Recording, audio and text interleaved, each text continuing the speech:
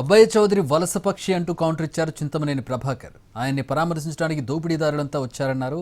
Law and order లేకుంటే వారు దెందులూరుకు వచ్చేవారా అని ప్రశ్నించారు. నిజంగానే వైఎస్ఆర్ కుటుంబం అంతా మీ వెంటే ఉంటే మీరు బౌన్సర్లు ఎందుకు తెచ్చారు, గోండాలను ఎందుకు తెచ్చారు, ఎందుకు మీ తోటలో మీరు కాయలు కోసుకుంటానికి అంత హంగామా ఎందుకు ఏర్పడిందని అడుగుతున్నాను నేను స్ట్రైట్గా.